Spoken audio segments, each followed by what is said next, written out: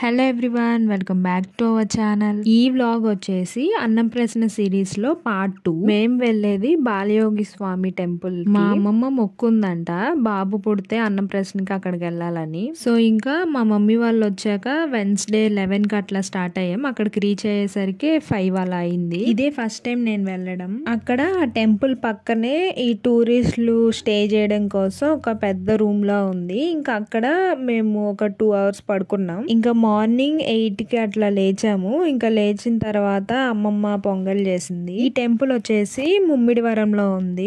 అంటే మనకి ఇది రాజమండ్రి సైడ్ వచ్చింది. చుట్టూ గోదావరి వాటరే. ఎగ్జాక్ట్ గా దసరా రోజే మా ధార్మికి 6th month వచ్చి 6 days అవుతుంది. అంటే ఆ రోజే అన్నప్రసన్న.